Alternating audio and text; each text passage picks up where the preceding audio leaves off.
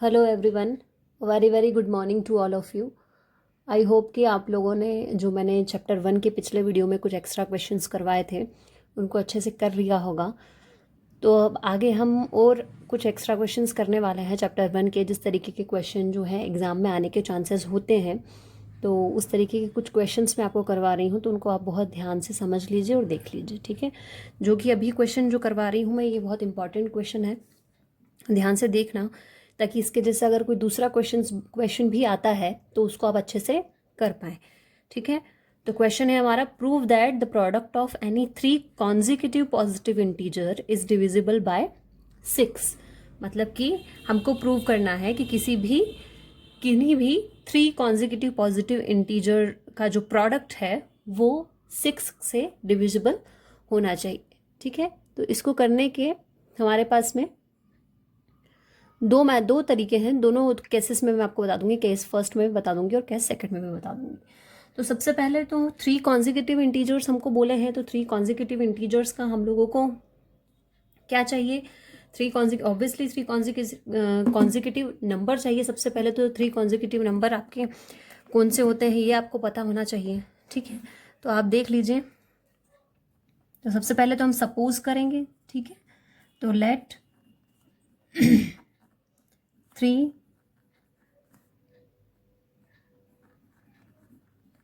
consecutive numbers are n+1 and n+2।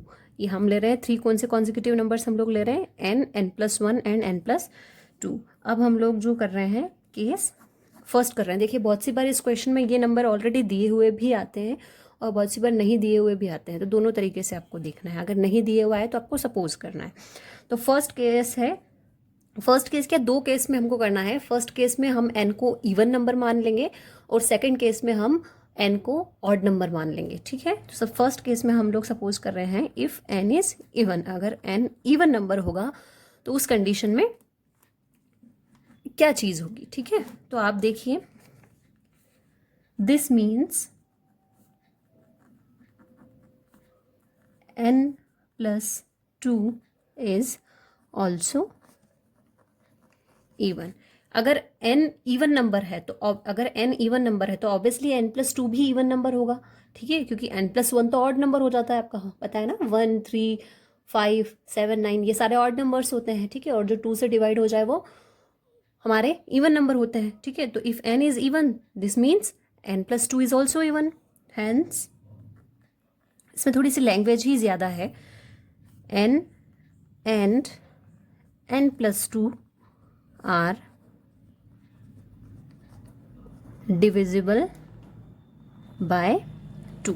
वही n और n+2 हमारे 2 से डिविजिबल हो जाते हैं, इसलिए so also product of n and n+2। अब प्रोडक्ट की क्यों बात करें? क्योंकि क्वेश्चन में प्रोडक्ट कहा गया, तो अभी हम सिर्फ n+2 की बात कर रहे हैं, ठीक है। इज डिविजिबल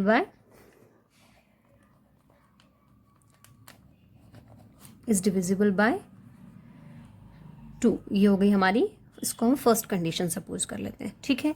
तो दिस कंक्लूड्स, यानी n+2, इसको हम ऐसे भी लिख सकते हैं, बीच में प्रोडक्ट कुछ नहीं है, मतलब मल्टीप्लाई का साइन है, ठीक है। इज डिविजिबल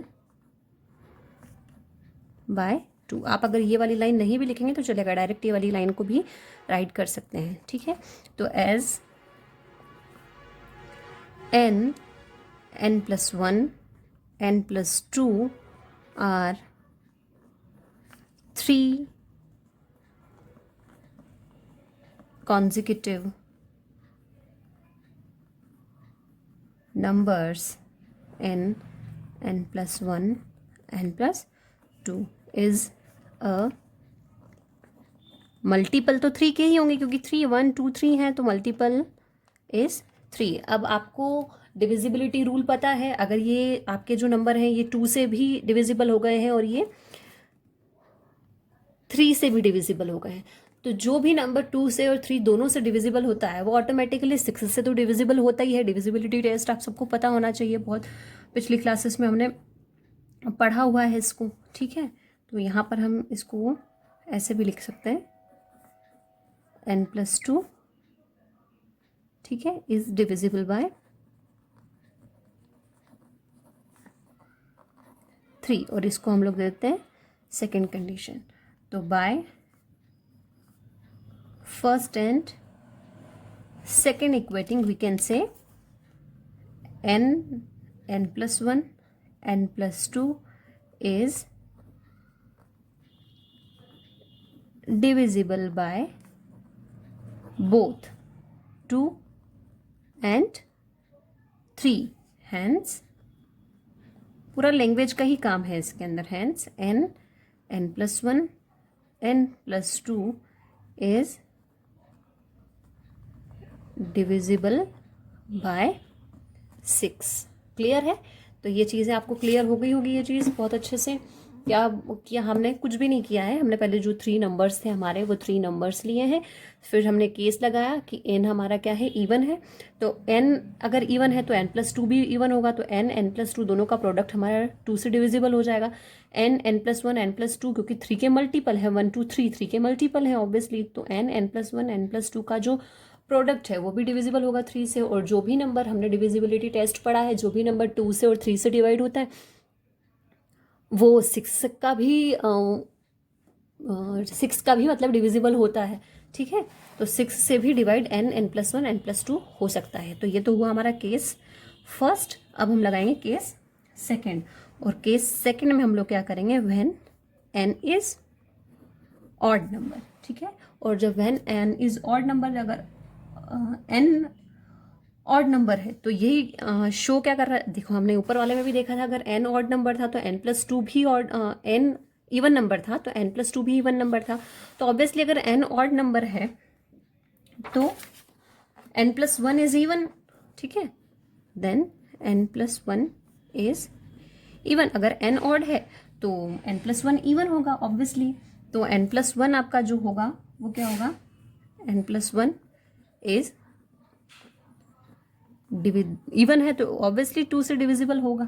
जो ये हमारी हो गई थर्ड कंडीशन। इसमें ज़्यादा लैंग्वेज नहीं लिख रही हूँ, आप ऊपर वाले को देख के भी कर सकते हैं। तो this conclude n+1 n+2 is an even number and divisible by 2. Also product of 3 consecutive number is multiple of 3. Obviously ये तो होना ही है क्योंकि 3 है। Also n+1 n+2 is a multiple तो है ही, ठीक है, जैसे हमने फर्स्ट वाले केस में किया था, मल्टीपल ऑफ 3। तो यहाँ पे क्या हो जाएगा, n+1 n+2 is divisible by 3। इसको हम दे देते हैं फोर्थ कंडीशन। तो ऑब्वियसली अगर कोई नंबर, जैसे हमने फर्स्ट केस में किया था कि कोई नंबर अगर 2 और 3 से डिविजिबल है तो ऑब्वियसली 6 से तो डिविजिबल होगा। तो we can say n+1 n+2 is divisible by both 2 and 3, ठीक है। सो हेंस वही n+1 n+2 is divisible by 6। Clear है? ये क्वेश्चन आपका यहाँ पे फिनिश हो जाता है। बहुत इजी क्वेश्चन है, कुछ नहीं करना है। केस फर्स्ट में हमने n को इवन सपोज किया था, तो अगर n इवन है तो n+2 भी इवन होगा। तो अगर ये दोनों अगर 2 से डिविजिबल हो जाते हैं और 3 है, क्योंकि 1 2 3 नंबर है तो 3 का मल्टीपल तो है ही, तो 2 और 3 से अगर कोई नंबर इन कॉन्जिक्यूटिव 3 नंबर्स का जो पॉजिटिव इंटीजर होने चाहिए स्पेशली, तो उनका अगर प्रोडक्ट अगर 2 और 3 से डिविजिबल होता है तो 6 से भी डिविजिबल होगा। सेकंड वाले केस में कुछ नहीं, n को हमने ऑड सपोज किया मतलब अगर n ऑड होगा तो n+1 इवन होगा ऑब्वियसली, और अगर n+1 डिविजिबल इवन है तो 2 से भी डिविजिबल होगा। इवन नंबर तो 2 से डिविजिबल होते हैं, इसलिए n+1 2 से डिविजिबल होगा।